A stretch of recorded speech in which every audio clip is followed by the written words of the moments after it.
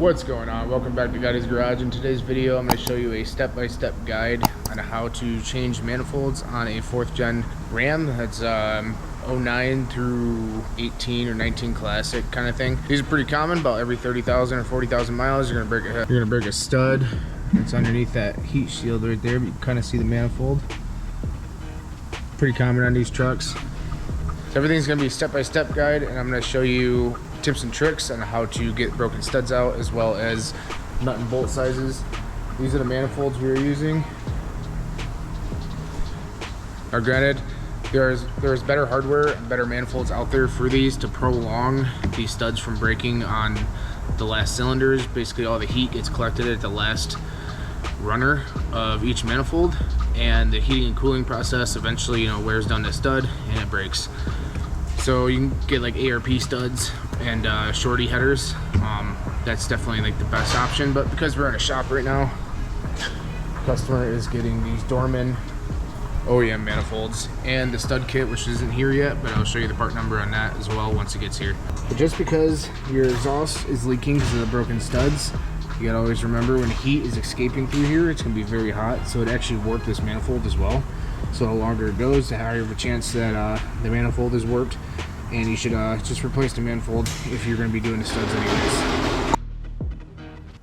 First step is to take the tires off and the wheels off, and then you're going to pull this wheel liner out.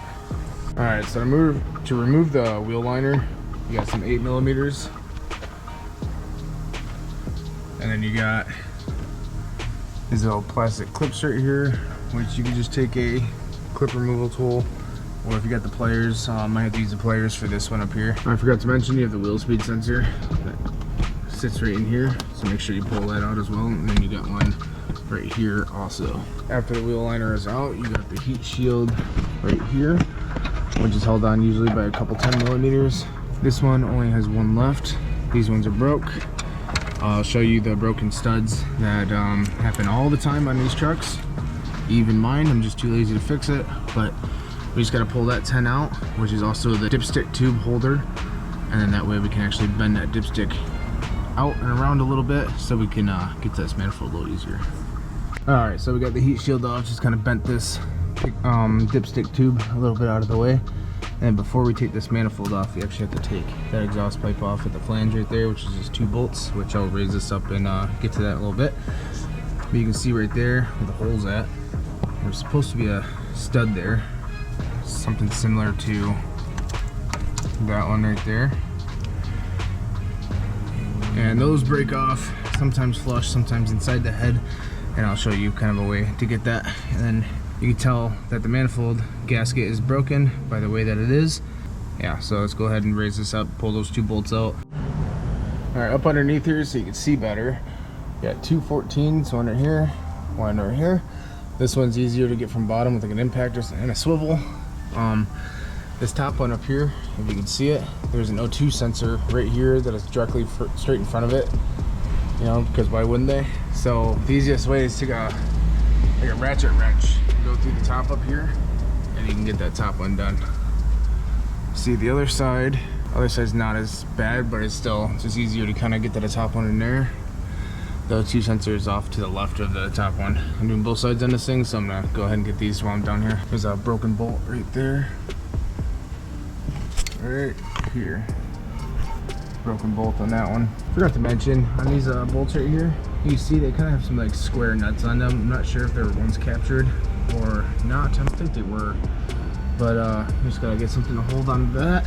And that is also a 14. I'm just gonna put a little stubby on this thing, and that way it catches right here on the manifold. Then you can go ahead and remove the rest of the bolt out of there. Just like that. Alright, so I got the cats drop down pipes. They drop down a little bit further than normal. Basically the other side, the O2 sensors hang it up, so you gotta unplug the O2 sensors and then that thing will drop down. But there's a clamp right at the end of this Y pipe that I had to fix anyway, so I took the whole thing down. But anyway, so now the next step you have is the manifolds. So that bolt right there, you got 10s.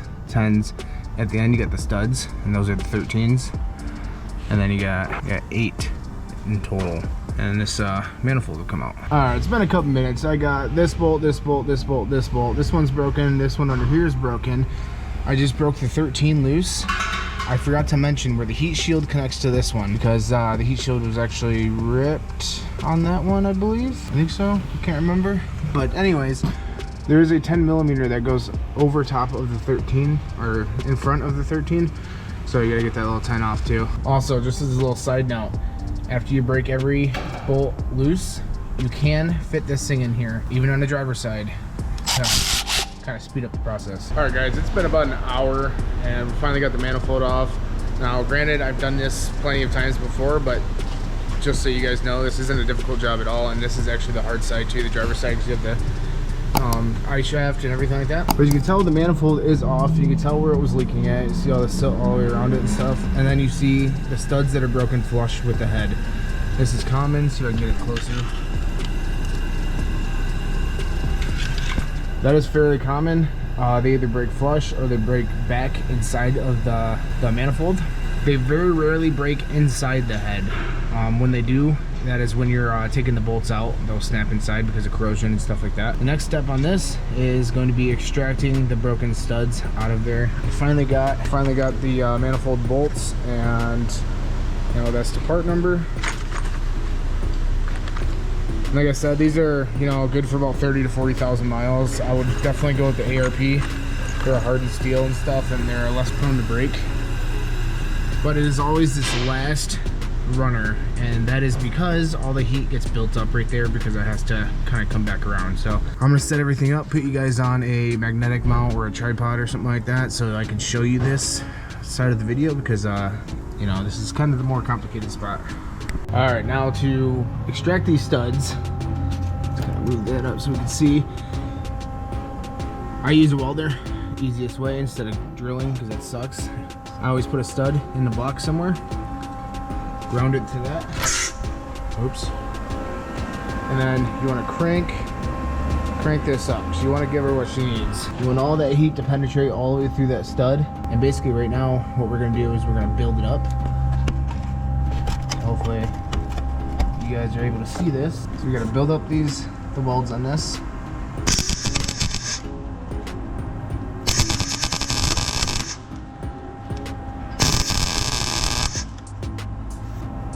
Alright, now that I'm blind. So now we got this little protruding nub right here. We can actually set a nut on there and then weld the nut to that. And then you don't gotta worry about the head also. This is the best option because these are aluminum heads, steel nuts, or aluminum heads, steel studs. So that's why the corrosion, you know, kind of gets in there, and they like to break and all that other stuff. So when you're welding, it's just gonna weld to the nut. It will not stick to the head, which is nice, but also it heats that nut up and breaks everything in there loose, so it's easier to come out. All right, so this is the important part, because this nut is going to be hot. You're going to need something to hold on to it.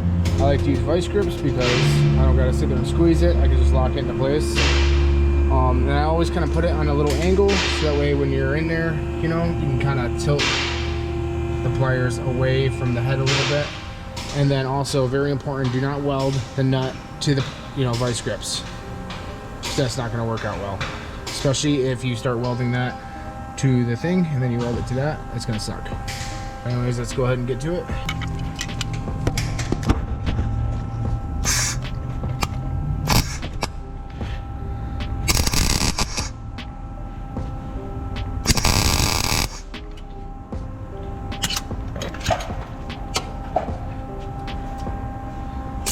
Now it's tacked on there. We can go ahead and fill the whole inside of that nut up with weld.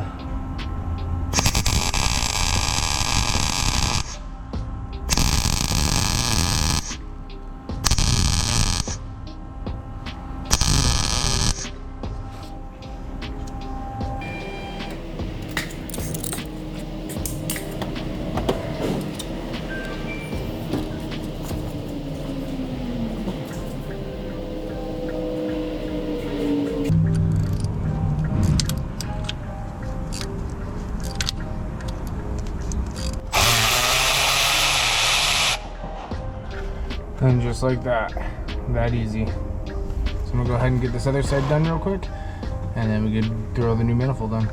Just an extra note on here, sometimes It's not always gonna work. It's gonna twist off. So just keep trying, keep building it up and trying. As long as it's protruding a little bit and you get a nut welded on there good, it will come out. Alright, this next part before we put the manifold on is very time consuming and boring, but you should definitely chase the threads on this. This is 8x125 because it is European. Even though it's Chrysler, it's owned by Fiat, so everything is metric on this truck. So you run a tap through every single hole on this, because when you get that manifold up there and you're holding it with one hand and you're trying to feed the studs in with the other hand, it's a lot easier when they're all clean, because then you just thread them all the way in, instead of, you know, to a point where it could be cross-threaded and then you go ahead and you know, impact that thing in, and then you're going through aluminum threads, and it's not the best idea. So definitely go through, clean up those threads, and your life will be a lot easier. Yeah, so I remembered correctly, I had to take that bottom one out. Even though there's a slide in there, it just doesn't work because everything wants to hit. So I was able to slide it on top of that one to kind of hold it, and I put one on the back to hold that one. Now all we gotta do is hand tighten, basically hand start all of these bolts in here. That way you can get them started, because if you tighten one side, it's gonna kind of move it and you won't be able to get the other one started. So hand tighten all 8, and then yeah, we're good to go. This side did not come with a new heat shield, so this will not get another heat shield. The other side did come with a brand new heat shield, which is kind of weird because they're from the same manufacturer, but it is what it is. Alright, everything is tightened up. We got the dipstick tube back on like how it's supposed to be. Before we put these in, we have to do the other side, because that wide pipe is connected at the end, so when it goes up, both sides go up.